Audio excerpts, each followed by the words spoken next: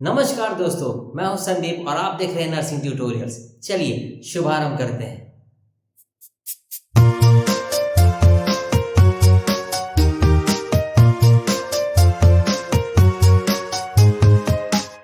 दोस्तों, आज जिस टॉपिक को हम लोग डील कर रहे हैं वो बहुत ही इंपॉर्टेंट टॉपिक है और नॉर्सेट में 100% वो आता ही आता है। साथ साथ बीएससी हो, चाहे एमएससी हो, चाहे जीएन हो, जो भी नर्सिंग कोर्सेज है वो सारे उसको पढ़ सकते हैं।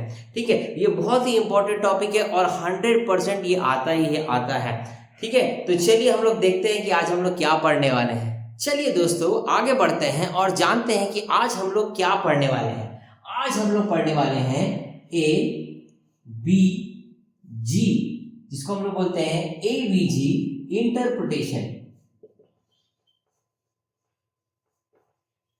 ये बहुत इंपॉर्टेंट टॉपिक है और एग्जाम में 100% आता ही आता है। ठीक है, तो हम इसको डील करते हैं और सीखते हैं कि क्या होता है एबीजी जल्दी से। चलिए, एबीजी क्या होता है। एबीजी ए से होता है आर्टरी, बी से होता है ब्लड और जी से होता है गैस। ठीक है, ए से होता है आर्टरी, बी से होता है ब्लड और जी से होता है गैस। ये तीनों का फुल फॉर्म है। इन तीनों को मिलाकर ही बोलता है एबीजी इंटरप्रिटेशन।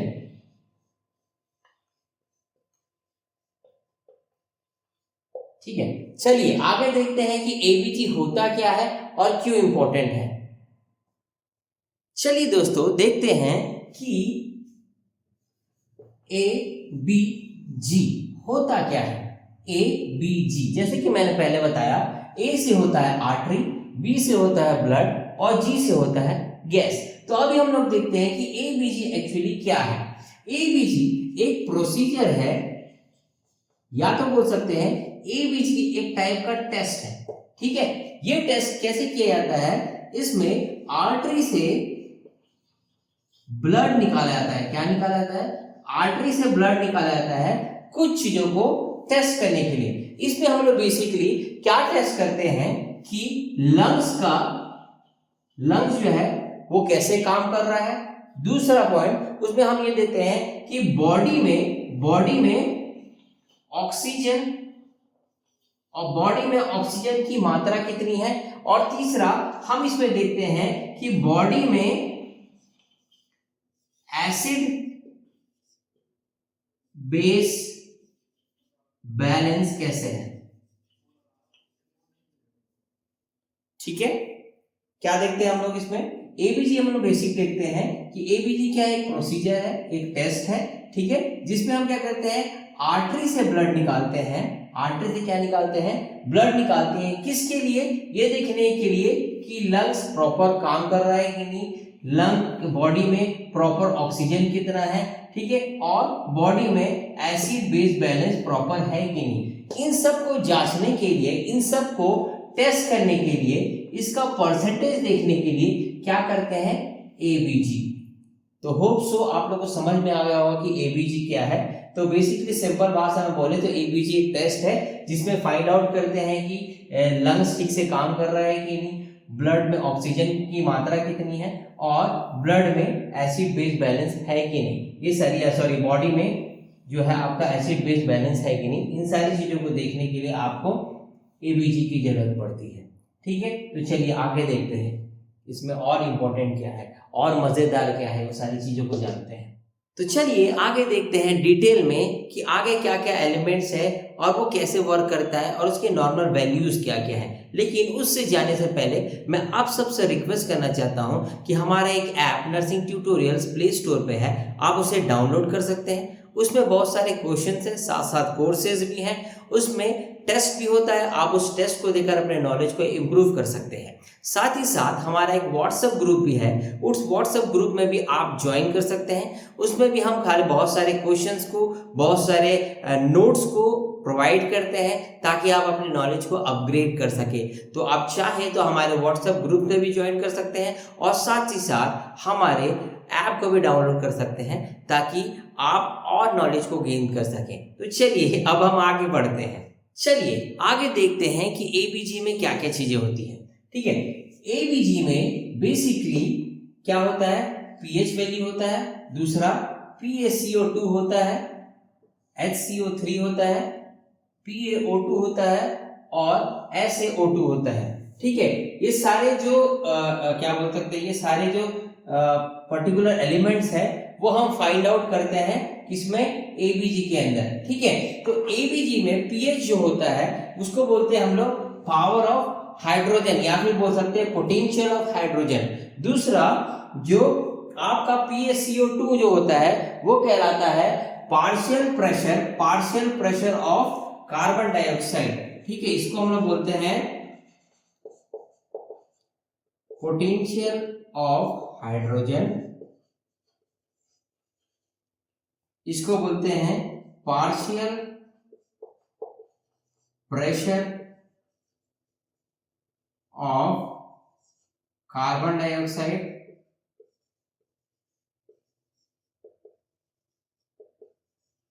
इसको हम लोग बोलते हैं बाइकार्बोनेट। ये जो कहलाता है वो कहता है पोटेंशियल ऑफ ऑक्सीजन,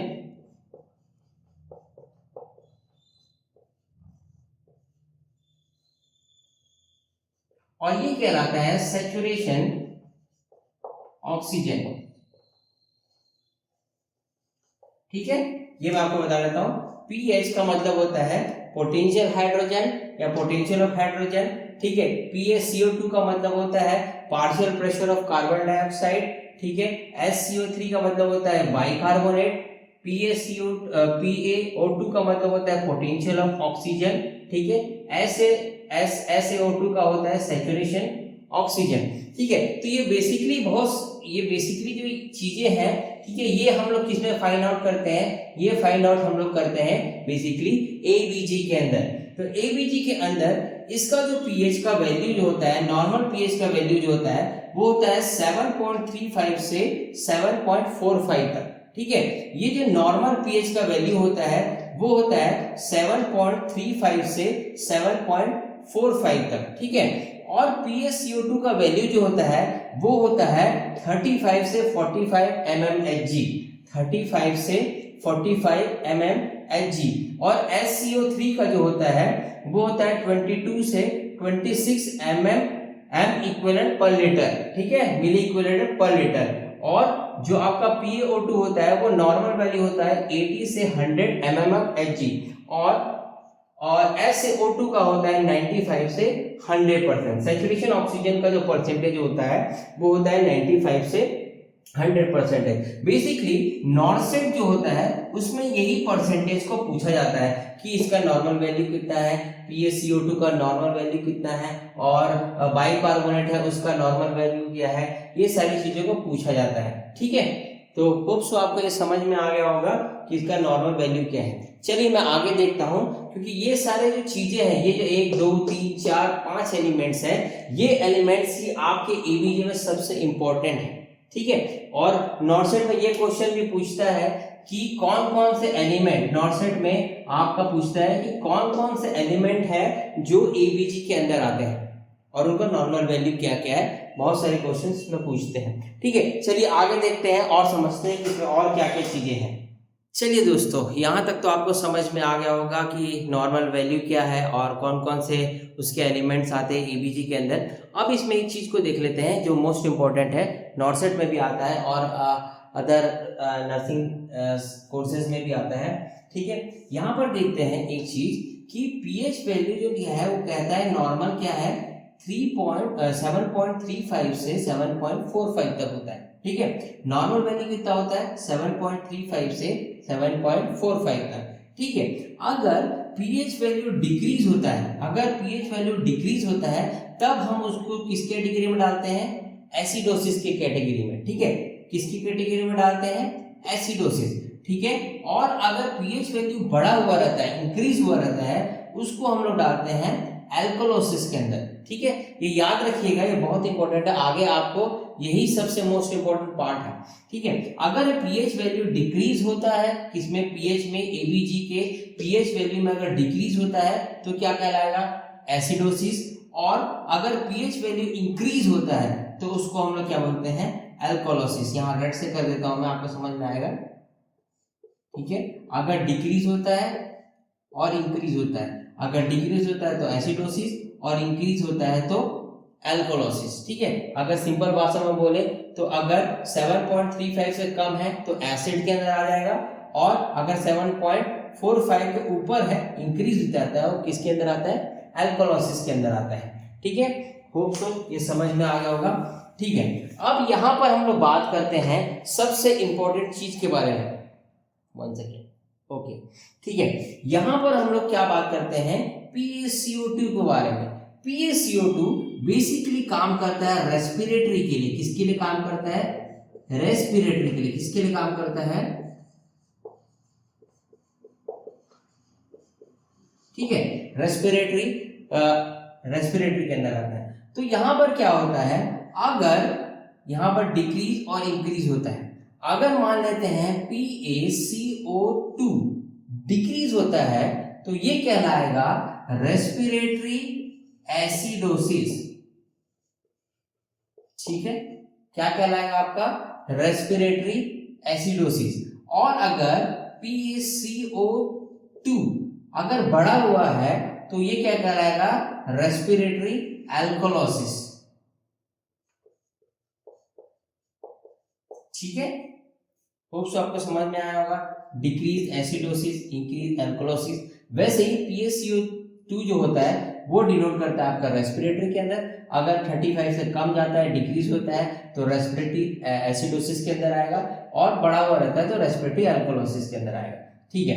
अब जो बारी आता है वो आता है HCO3, जिसको हम लोग बोलते हैं बाइकार्बोनेट। बाइकार्बोनेट बेसिकली क्या काम करता है, ये आता है आपका मेटाबॉलिज्म के अंदर, किसके अंदर आता है, मेटाबॉलिज्म। इसमें हम लोग क्या देखते हैं, मेटाबॉलिज्म को देखते हैं, ठीक है, आगे देखते हैं, ठीक है। किसके मेटाबॉलिक बफर को देखते हैं, किडनी के, किसके,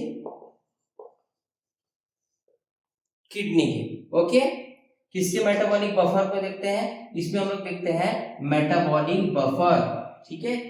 किसमें देखते हैं, किडनी में, किसमें देखते हैं, किडनी में, ओके, ठीक है। HCO3 किडनी के अंदर मेटाबॉलिक बफर देखते हैं, ठीक है। तो यहां पर अगर मान लीजिए HCO3 डिक्रीज होता है, HCO3 डिक्रीज होता है तो वो कहलाएगा मेटाबॉलिज्म एसिडोसिस, मेटाबॉलिक एसिडोसिस। और अगर इंक्रीज होता है तो वो कहलाएगा मेटाबॉलिज्म एल्कोलोसिस, ठीक है।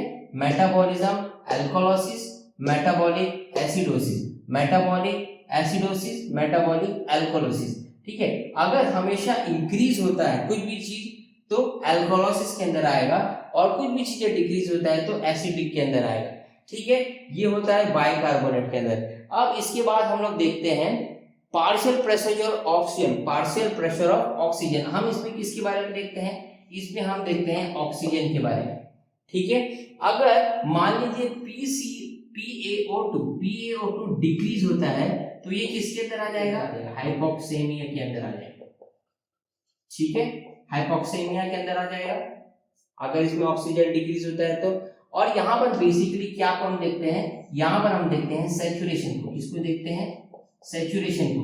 अगर सैचुरेशन कम आता है, मान लीजिए सैचुरेशन कम आता है तो किसके अंदर आएगा, ये हाइपोक्सिया, किसके अंदर आएगा, हाइपोक्सिया। अगर सैचुरेशन कम है, डिक्रीज है तो कहाँ आएगा आपका, हाइपोक्सिया के अंदर। अगर ऑक्सीजन डिक्रीज है, ऑक्सीजन के अंदर आएगा। तो चलिए यहाँ पर एक चीज को देख लेते हैं कि अगर PaO2 80 और 100 mmHg है नॉर्मल, अगर इससे कम आएगा, PM क्या देखते हैं हम, ऑक्सीजन को देखते हैं कि PaCO2 जो है, जो नॉर्मल वैल्यू है वो कहलाता है 80 से 100 mmHg, ठीक है। और ये किसके अंदर आता है, आपका ऑक्सीजन के अंदर आता है, ठीक है। तो ऑक्सीजन अगर कम होगा, डिक्रीज होगा तो क्या कहलाएगा, हाइपोक्सेमिया, क्या कहलाएगा, हाइपोक्सेमिया, ठीक है। और अगर सैचुरेशन कम होता है तो कहलाएगा हाइपोक्सिया, क्या कहलाएगा, हाइपोक्सिया, ठीक है।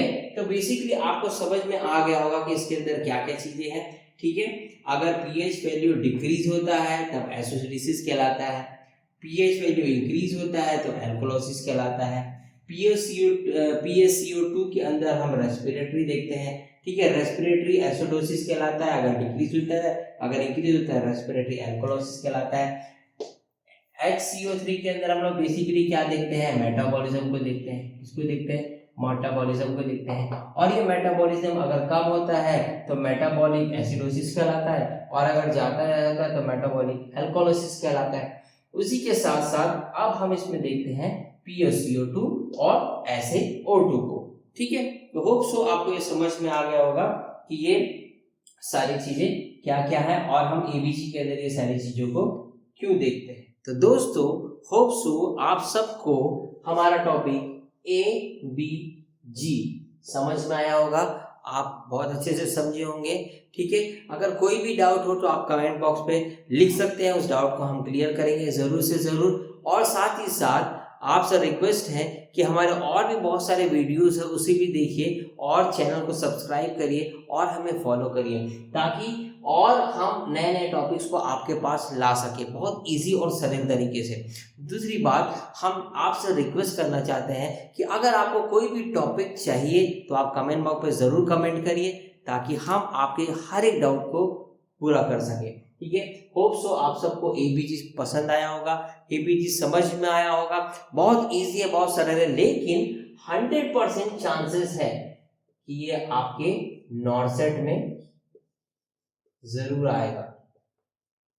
तो एबीजी को अच्छे से डिटेल में पढ़िए और हम आशा करते हैं कि आप जब भी एग्जाम दें तो जरूर से जरूर सेलेक्ट करें।